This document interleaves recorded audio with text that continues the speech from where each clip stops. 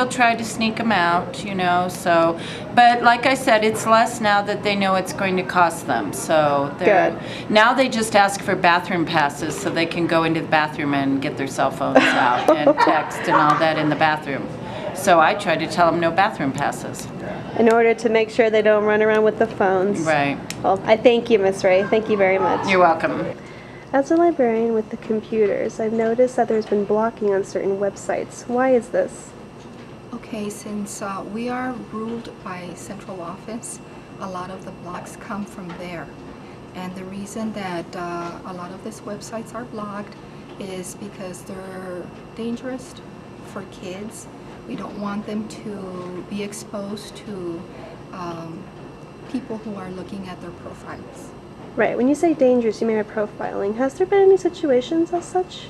Not that I'm aware of here in Hanks High School, and that probably is because they blocked it before we could get into any of those dangers. Right.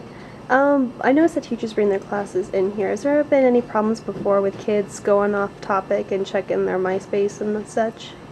Yes, in the past they would try to check their MySpace, even their Messenger, and since that started to occur, that probably was reported to central office, and now they cannot access either Facebook, MySpace, Messenger, even some other websites that are inappropriate. So we've had to go to the extreme of blocking nearly everything to guarantee they stay on task and to be safe. Unfortunately, yes, because there are some websites that are probably safe or that give the students information that they need for research, yet they've had to be blocked because of certain wording or situations like that. I see. And do you agree with this policy?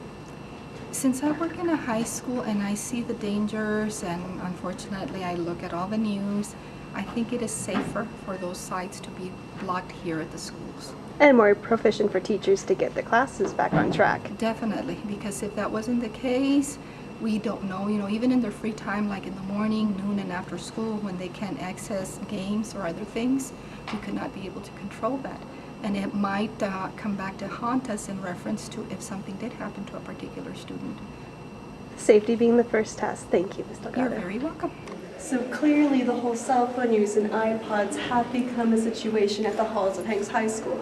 Kind of wondering how far along we go now to the New York Times story of a teacher having to smash a student's phone to get them to stay on track and again to put it away. Stop. Fast. I'm trying to get my deals done. So which one of you two has a cell phone? Right here. How many times do you check your cell phone a day? So many times I can't even count. I'm just constantly on it. Would you say you're hooked to your cell phone? Yes, honestly, yeah. Do you check it during class? Yeah, I do. Why? Cause like, I don't know, it's just, for me, cell phone is like my life kind of now, cause I'm trying to get some information, just like, just basically. Information yeah. that couldn't wait while you're in classroom time? Nah, I guess cause like, you want to spread your life around kind of ish. You don't have a cell phone. What is that like here at a high school compared to probably most of the population having one?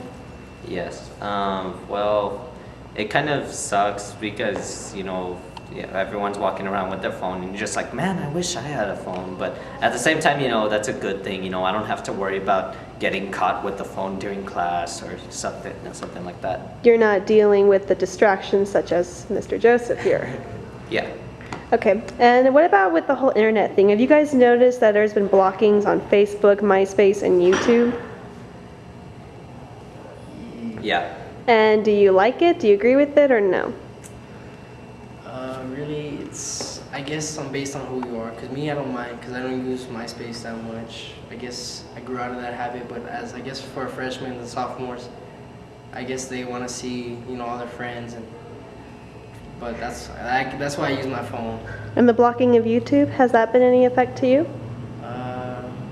Not really, cause as I said, phones they have everything on them, so. Your phone's your biggest priority now? Yeah, pretty much. And do you play internet games, anything or such like that? Not really, no. So you're not hooked. You have no problem whatsoever with the blocking? No. In fact, like I say, you know, why not? I mean, why are you gonna get on Facebook and MySpace during the day? I mean, who's gonna be online during school? Compared to this fool. Sorry about that. Yeah.